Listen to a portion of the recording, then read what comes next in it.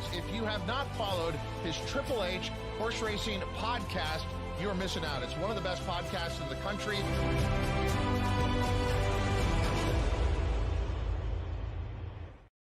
Hello and welcome to Keeneland Today, our first episode for 2025 here on the HHH Racing Podcast. I'm your proud host, Howard Kravitz. Thank you very much for joining me this morning as we are live here on Saturday, which was supposed to be, of course, a live racing day at Keeneland. However, the weather has not cooperated, and Keeneland preemptively went ahead and changed the schedule, which I think was an excellent idea. It's been raining there. It's really been awful the last several days. And so this card that we're going to preview, at least we're previewing the early pick five on this show. Sometimes we'll be previewing the late pick five. It depends. But we are previewing the early pick five this morning. We will be on live every Saturday and Sunday morning, and we're gonna be live every Saturday and Sunday morning race days at 11 a.m. Eastern. We've done this last year or two. Please make sure you check us out. Hit that subscribe button on the bottom right hand side of the screen, the notification bell on the top right, and smash that like button as well. I'll be bringing on my co-hosts here in just a moment. You can listen to us at Apple Podcasts, Spotify, and Anchor. We got a fantastic tip sheet.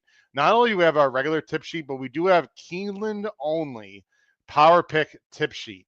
If you're interested in the Keeneland only Power Pick tip sheet, please go to our website, hhhracingpodcast.com.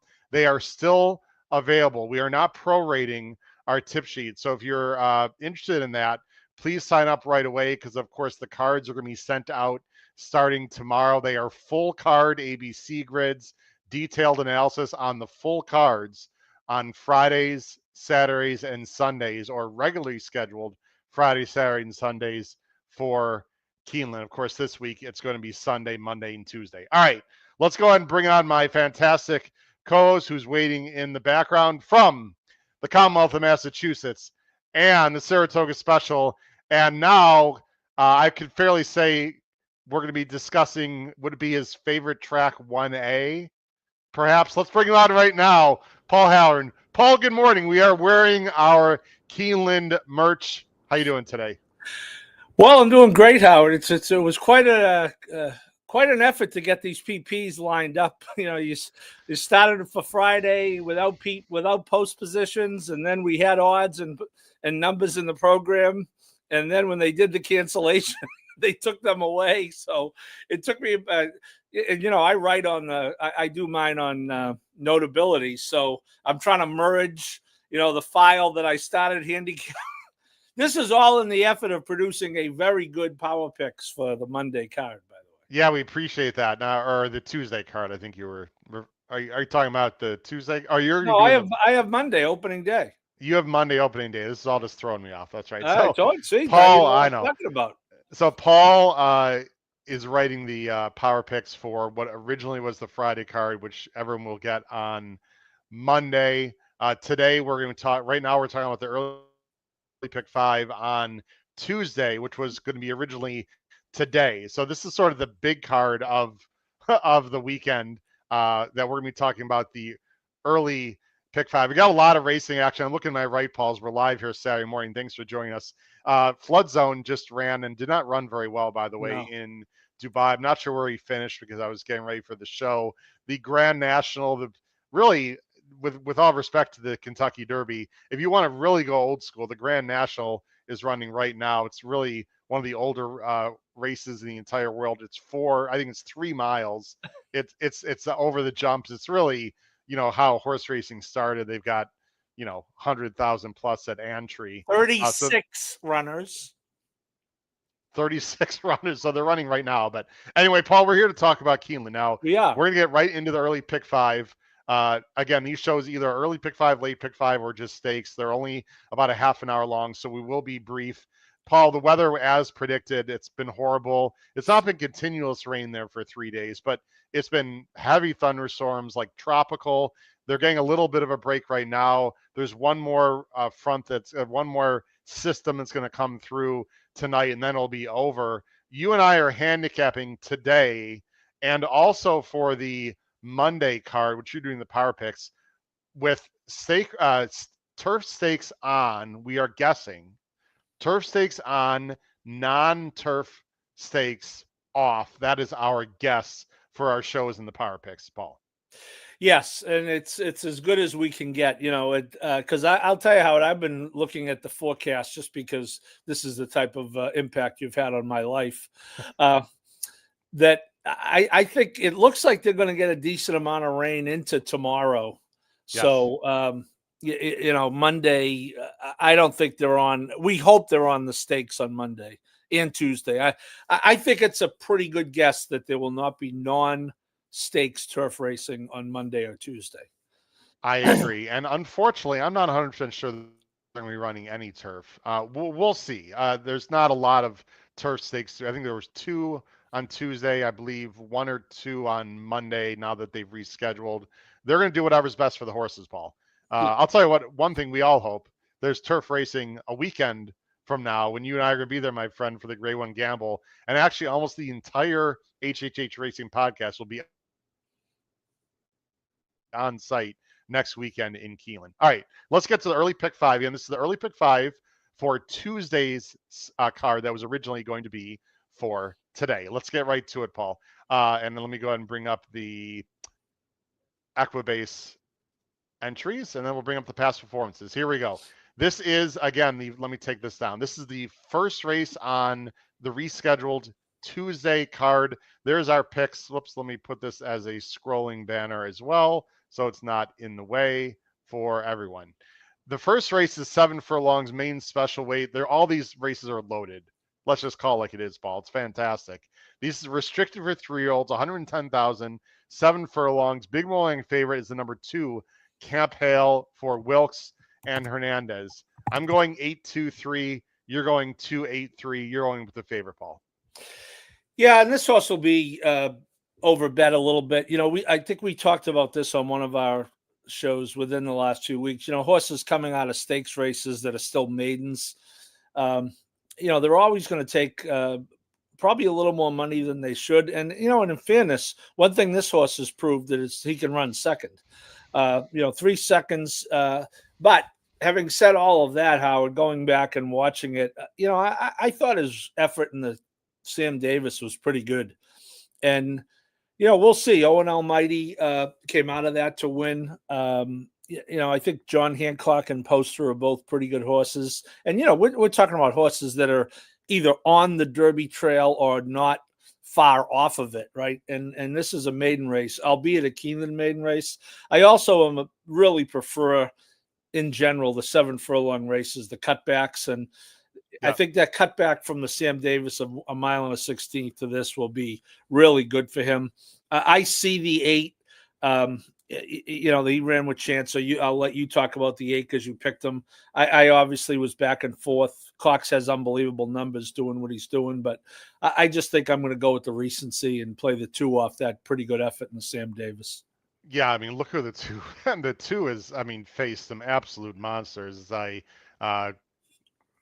David of Athens, guns loaded.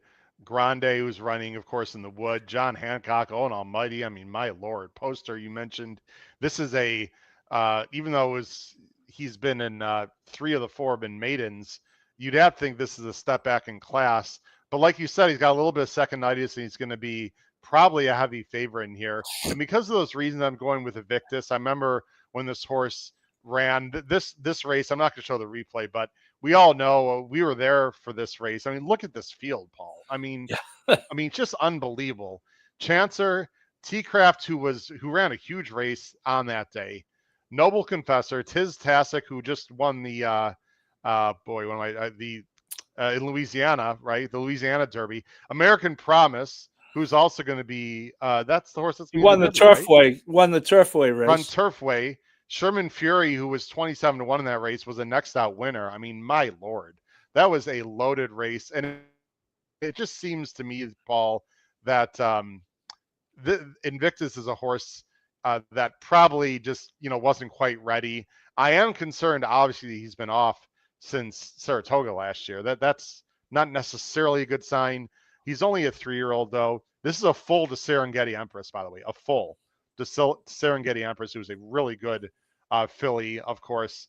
Brad Cox. No, I'm he's just gonna, out of Serengeti Empress. Oh, I'm sorry. He's out of Serengeti. My bad. That would be what you just said would be illegal in some states. Okay. Windstar, China Horse Club. Pratt's not going to jump on a horse that's not ready. I don't think 1.2 million. I don't think this horse is going to be 6-1, Paul. But that's where I'm going with Invictus. We both have the number 3 Playa del Mar for Mott and Irad in third. Howard, I'll tell you why I'd be less concerned about the layoff. I'm going to make you feel good with 2 points. First of all, Cox, second time starter, maiden special weight on dirt is 29%. I know that doesn't take into effect the layoff, but I think the fact that this horse did get laid off, put up, indicates something went wrong in that race physically. Now, I don't know that, but I would actually look at that as a positive because he really didn't run well, the field notwithstanding. He did not run well. So I would actually look at it as something must have gone awry, and that led to the layoff. So I wouldn't, and if what did you say? This horse has as much chance of going off at 6-1 as I do playing the lead role in Mary Poppins. I think we'd all love to see that, Paul, by the way. We would all love to see that. Yeah, I'm thinking 5-2. Strong second choice is my opinion. We got a lot of people in the chat. I brought up Paul Conlon from the Dakota region. Will be at Keeneland often, I'm sure, this meet. Said good morning. How you doing, Paul? I knew you'd be joining us. Katie's in the chat. We got a lot of people in the chat. We got Thomas Espinoza is here. Nice up and early from the West Coast. And Paul mentioned Minnesota Money. This is a very exciting horse for Crownsways running Friday. I know the card came out.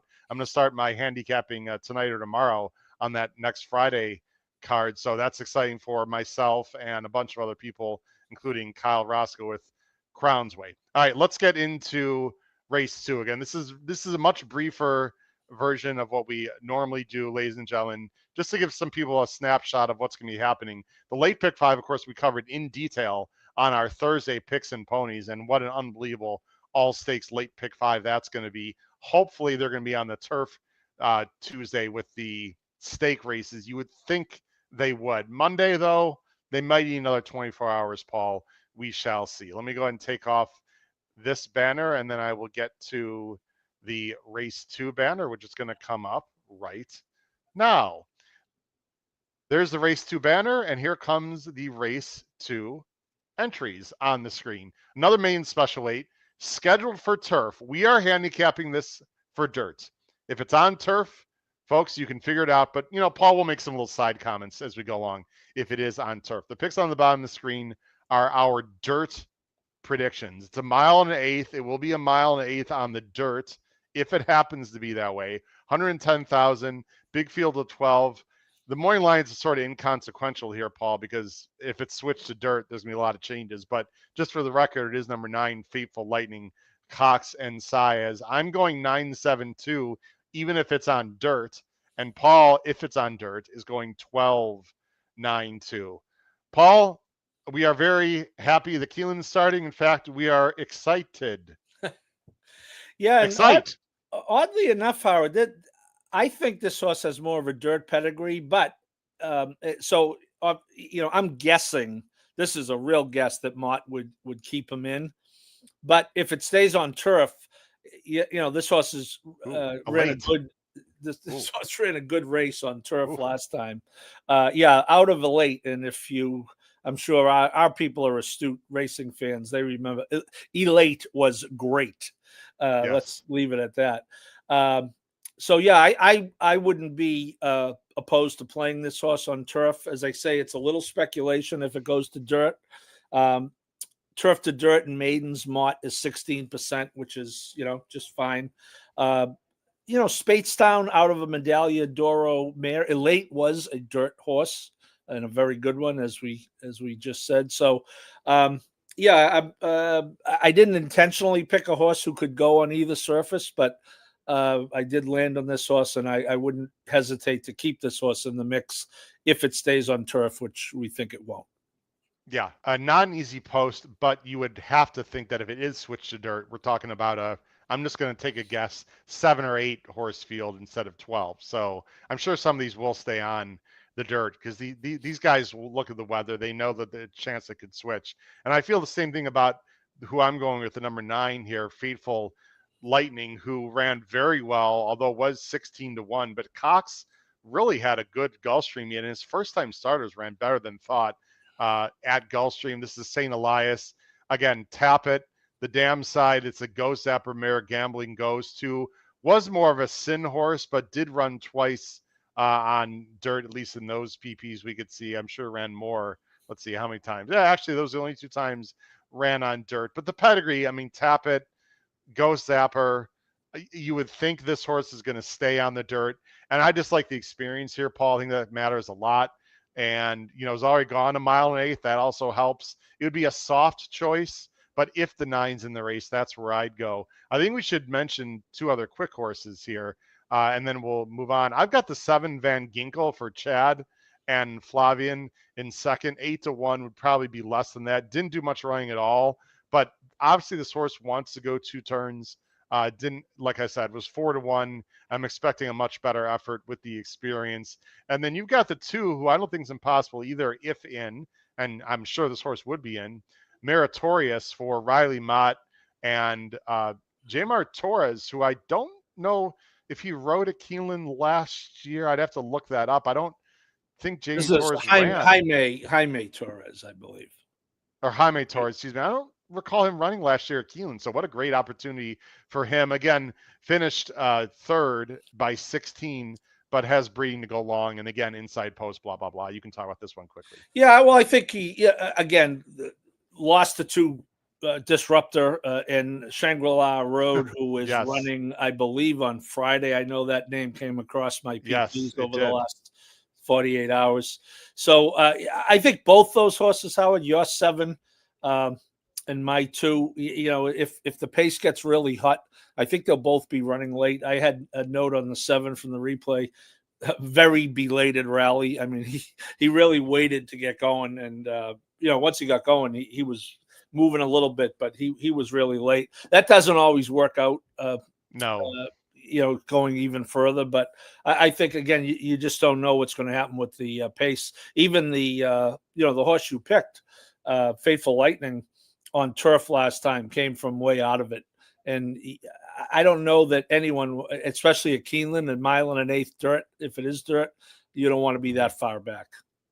Yeah, it's hard to deep close at Keeneland, but again, we have no idea how the track's going to play. Now, in general, the general rule, if there's moisture in the track, even if it's the dirt is fast, there's moisture underneath. 2 things usually happen. It usually tilts a little more speed, and usually the times are going to be pretty quick. Now, they do a great job there.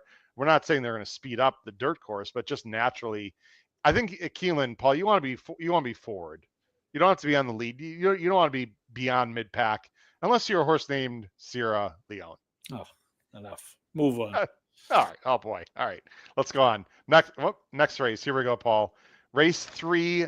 Again, this is on Tuesday, but this was supposed to be the Saturday card. We're talking about the early pick 5 here on Keeneland today on the HHH Racing Podcast. Allowance optional claiming. Wow. Well, if you got 125K in your pocket, Paul, you can go down to the clerk of scales and put in a claim in this race. It's a field of 9. Big more line favorite than is the 9.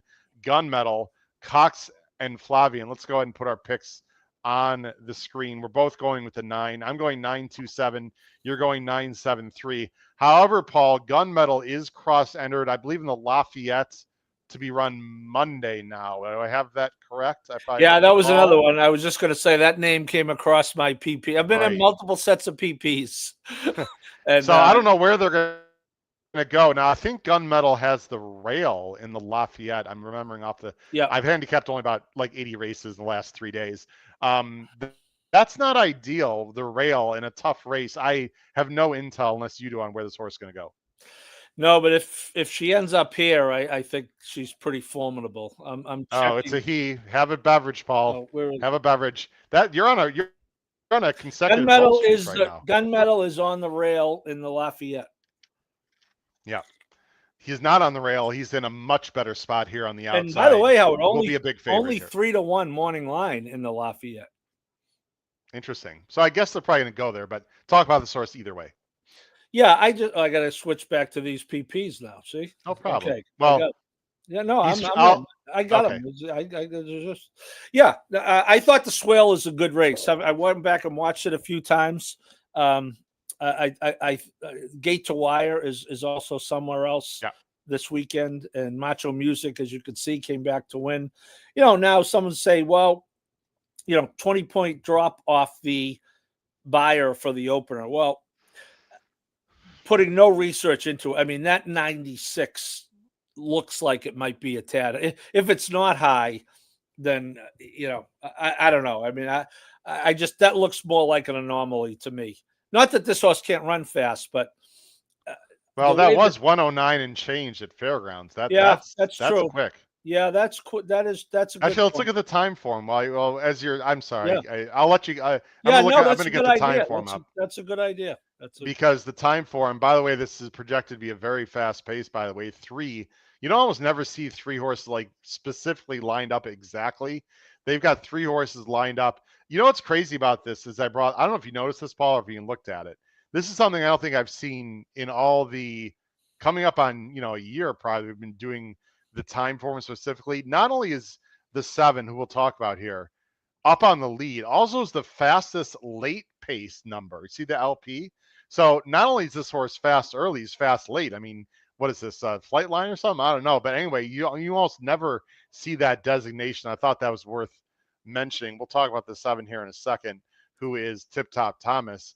Gunmetal got a 117, Paul. So that does equate to about a 96, 97 buyer. That does match it. Legit, yeah. Yet the drop was only 3 points on time form. Right. He went down just to a 114. So right. Well, it's the second race that's weird because they've got, like you said, they've got the Swale much better race time form does than Buyers does. Yeah. I would agree. Yeah, I thought again, you got to use your eyes at some point in this game, and I thought the Swale was okay. I really did. And this horse went off 4 to 5. So this horse is going to take money. If this horse lands in this spot, he's going to take a lot of money. If he's 3-1 morning line in the other race. So yeah, he's going to stalk and pounce. He's going to be tough. Tip Top Thomas is coming out of what I thought was 2 starts back. Was again a very, very maybe the best maiden race we saw all summer at Keeneland, at least at the time. The previous race we talked about, got rookie card Key Wade, and look at Sovereignty.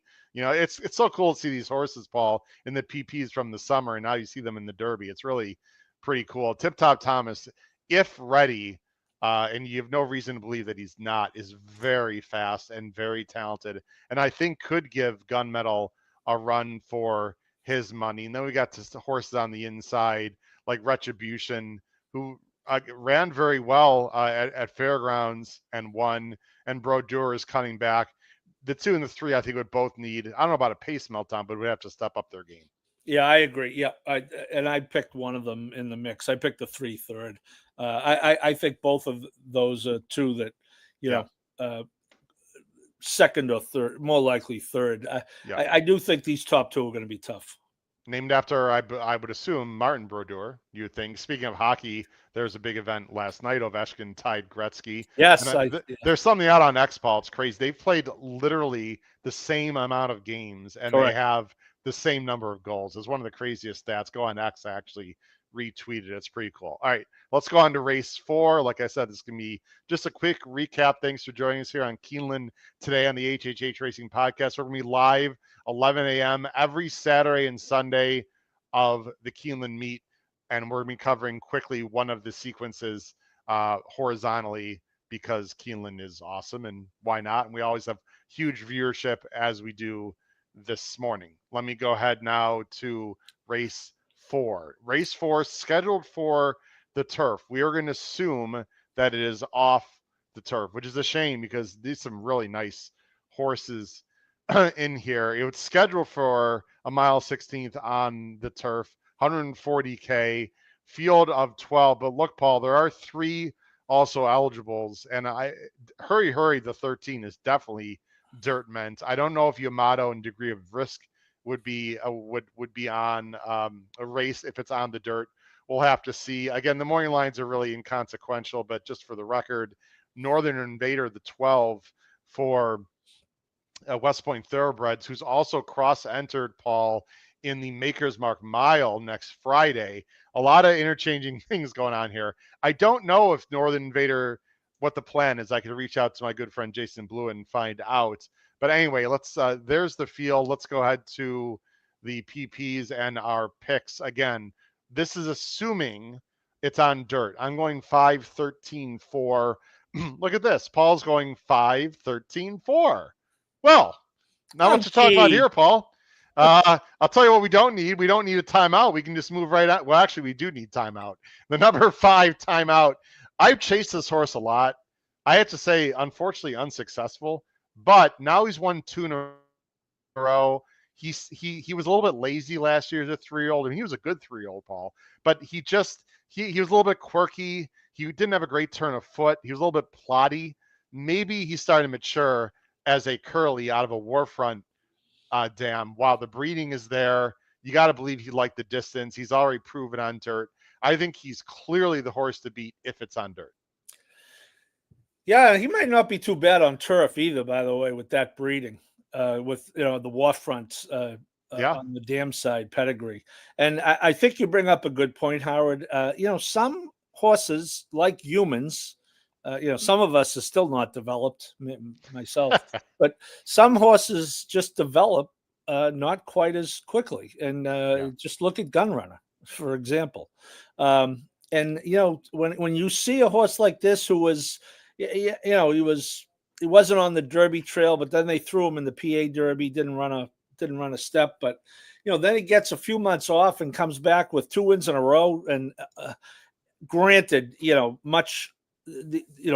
claimers for only 25 and 32. I get it. This is a $140,000 race at Keeneland. Optional non-winners of 3X. However, my point is that sometimes the light goes on and it stays on. And when Mr. Mott's calling the shots, that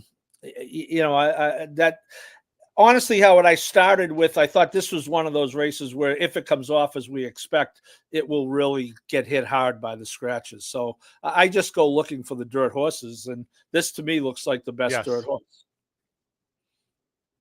Yeah, I think so. I think this race Irish Aces, who's a really nice horse, I would have a hard time believing he would stay on the dirt. West Hollywood, I remember this horse from Saratoga last year. I thought this horse is really talented off a layoff. I would assume he would not run if it was on dirt for Qatar. There's a lot of horses here that probably wouldn't run. Hurry would run. Again, another proven dirt horse, high-class allowance horse. Very logical here. I don't know what the pace situation would be like, Paul, but this horse would need some pace. So in theory, timeout would be ahead of him early. We'd have to see. And then the number 4 would be interesting on dirt. Noted, who again is for Pletcher, has been on turf, but also has run on dirt, is off the layoff. This is another one, Paul, that I followed a little bit because I've bet him a decent amount. I think he needs more time to mature, and he gets it. It's a year layoff.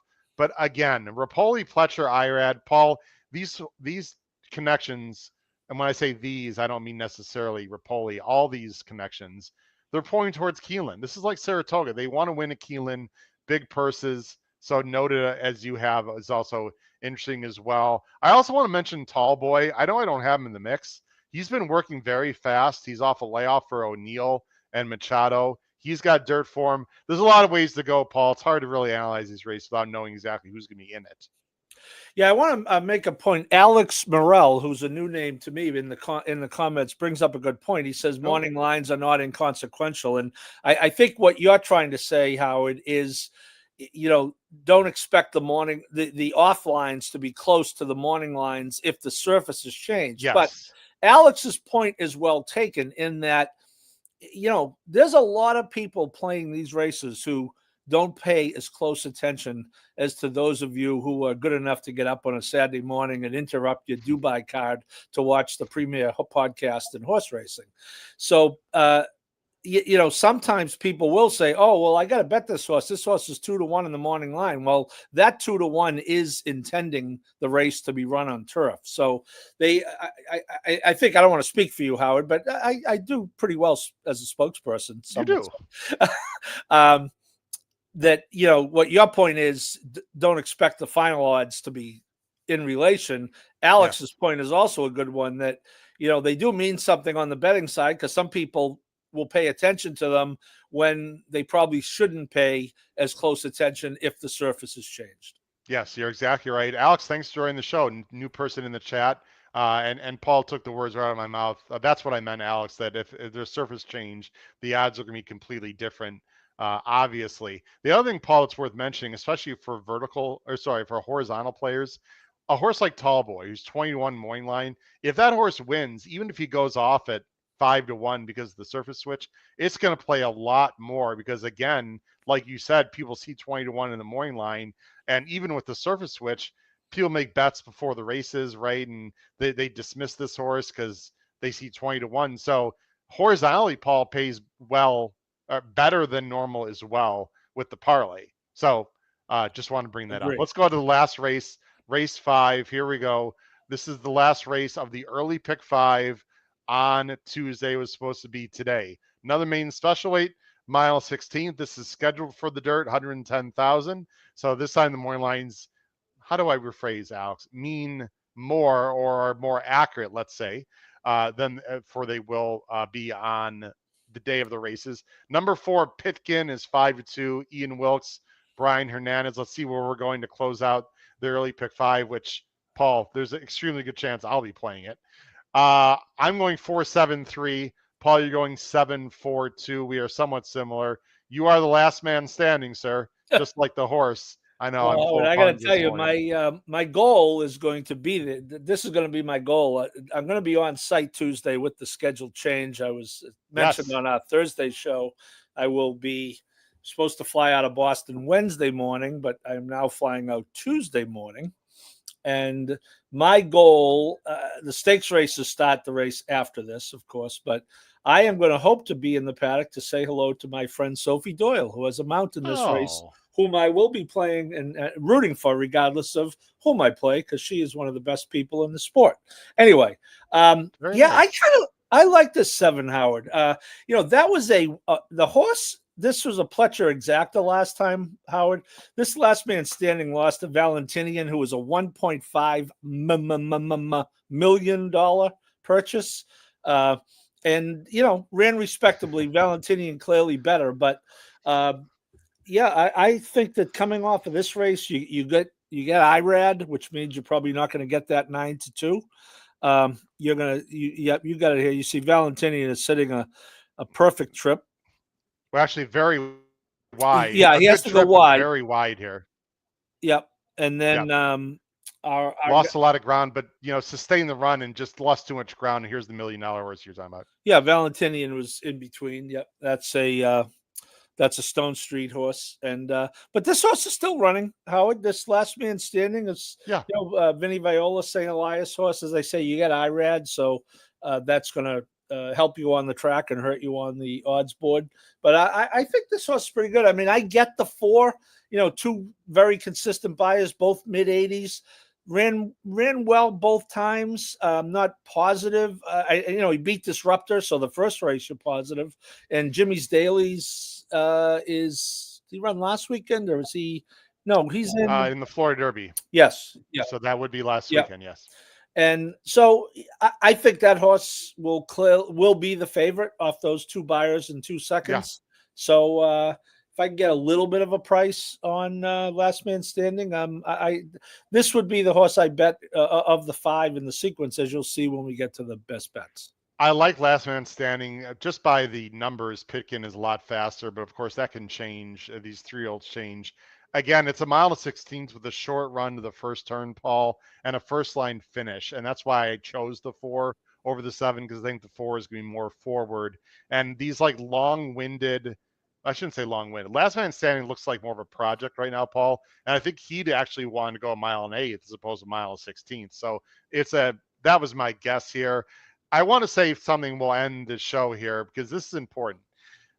the closing day Gulfstream card last Sunday, as you well know, I believe, was canceled midway through the card.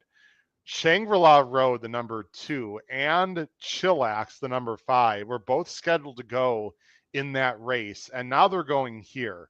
To me, that's a negative. And it's not that these horses aren't talented, especially Shangri-La Road, but if they were supposed to run last Sunday, Paul, and they didn't, this is the second option. Shangri-La Road was not scratched out of that race. The whole race was taken off. So I don't like the fact this horse now has to travel to Keeneland as an afterthought, has no works over the track. I'm not saying this horse can't win, but I think it's important to mention, Paul, because the 2, Shangri-La Road, who is a nice horse and ran very well first time out, was not meant to be in this race. So I think that's something worth mentioning. Chillax actually I thought was halfway interesting last Sunday in the Gulfstream race.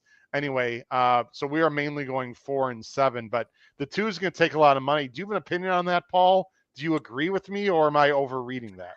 I'm in between. In principle, I think you're right. A lot goes into getting these horses. It's game day. It's not unlike Sunday in the NFL. It's game day, and these trainers are highly, really real professional, and they get them ready. So, and that's probably the worst circumstance, Howard. It's even worse than having the whole card canceled.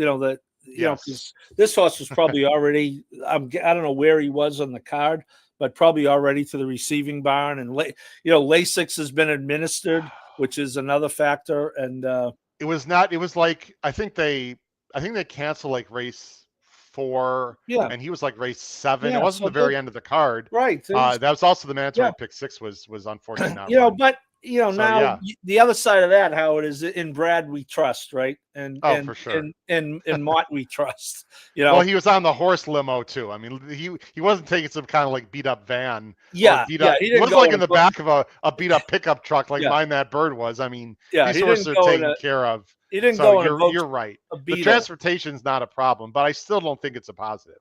Yeah, you would have to think, a real spirited gallop on Monday. And I don't know what the shipping situation was. So anyway, I think it's a valid point, but I wouldn't go crazy with it. Okay. Well, we both like the 4 and 7 a little bit more anyway. Paul Halloran, been a lot of fun. These Keeneland What about our best bets? I actually wasn't planning on doing it, but you can talk about your best bet. Oh, I thought. Well, I sent it. I thought it was part of my homework, Mr. Kravitz. It actually was not. You probably just didn't misunderstood the message. So we were just doing. Do I get extra credit, Mr. Kravitz? Sure. Give us our best. Go on. The only reason, just to let you know, Paul loves giving me a hard time. Jokingly, of course. The only reason Paul didn't do it is because we don't have the surface situation and blah, blah, blah. But well, that's why I went with last man standing to win in this race. There we go. Okay. And then doubles going into the next race, which is we didn't talk about, but I went into Nitrogen and Lush Lips. And obviously that's assuming that race stays on turf. And if you've been able to follow all this agronomy, you get a special prize. So Paul's going 7 with 1-8 in a double, race 5 to race 6, and he likes last man standing. Paul, really appreciate it. You and I are going to be on quite a bit for Keeneland today. We are going to be having different hosts, different co-hosts, everyone, as we've done in the past for these Keeneland Today shows. But we really appreciate it. It's going to be very exciting. Hopefully the weather is going to clear out, which it will. And you want to root on Dan Blacker live in the Golden Shaheen? We certainly could. What do we got? We got 0. Off. Yeah, we saw. Are they? We can't show it. Are they off? You said they're off like a new bride's nightie. Okay. We obviously can't show the race. He's well back, by the way, in the My Racehorse color. That's not typical. It looks like Chantel's on the lead with. Oh no, I'm sorry. This is Dark Saffron is on the lead. I'm trying to find where. Tuz is in second, I believe. I think I'm afraid. Where's Straight No Chaser is second last. Whoa, he didn't break? Yeah, no. So he's not winning. Yeah, no, he is definitely not winning. Something went amiss here. Someone is. Although you know what, this horse has kept a grueling schedule, Howard. Someone's coming from behind. I think it's Nakatomi. Oh my God, I'm gonna be sick. It's the 13. The 13 is 63-1. Who, by the way, Davey? Oh no, we don't have this horse. Oh my Lord. Okay. Oh my God, Howard! You know how many times I've played Nakatomi? Well, He didn't get Nakatomi there. didn't win. Good. He didn't win. That was a 65-1 shot, winning the Golden Shaheen Dark Saffron. We'll have to watch the replay. I don't know what happened to Straight No Chaser and Tuz. Didn't break. This track does tend to be speed favoring. We're talking about Dubai for those of you that are going to be listening to this is later. added bonus content from the HHH podcast. You can't get that anywhere else. Nakatomi did what Nakatomi does. He ranged up. He just couldn't get there in a big race. We're going to watch. I'm just going to watch the start here. You know what? He didn't quite break perfectly Straight No Chaser, but it wasn't awful. I don't think we're watching the replay. We can't show it. I'm watching him right here. Yeah. Let's see. He just doesn't. I mean, he just didn't have that early burst, and now he gets in a lot of traffic. He got shuffled back. Early. He didn't want to take. Oh boy! Now he's taking a lot of dirt. Yeah. This is a much more speed favoring track in Dubai. The kickback's ridiculous. The kickback is something. Well, Frankie Dettori. Look at the kickback. Frankie Dettori went gate to wire in the Godolphin Mile. Yes. Earlier in the card. He did. Yes, I was betting horses at 9 a.m. Eastern time. Yes, I was. That was one of the longest shots on the board. Third longest shot on the board behind the 67 and 68. The exactor is 841 to 1. Wow. Tuz made a nice run up the rail for third, and looks like the 5, and then a Japanese bomb. The race just fell apart. Well, it didn't fall apart. No, it didn't fall apart. But the favorites. The favorite that even money. Howard Straight No Chaser went. It was 3-5 in the gate and went off even money. Wow. Yeah. Wow. 111 and 2. I know that sounds very slow, everyone, but it's a slower track, even though it's speed favoring. The kickback is completely insane. Straight No Chaser obviously didn't like the kickback and was a complete non-factor. Real disappointment. They'll regroup and come and run the Pat O'Brien and the big West Coast dirt races, and he'll be absolutely fine. I could have used Nakatomi because David Lane and I played a backup. That started pick 4. Yeah. And there's no pick 6 today. David Lane and I played a pick 4, and we backed up with Nakatomi. We did not back up with Dark Saffron. All right. Well, anyway, we hope everyone good luck the rest of the morning for Bueller Betting Dubai. But most importantly, crush your bets. All meet at Keeneland, but especially on the rescheduled card for Tuesday in the early pick 5. Take care, everyone. Have a great day. Bye-bye.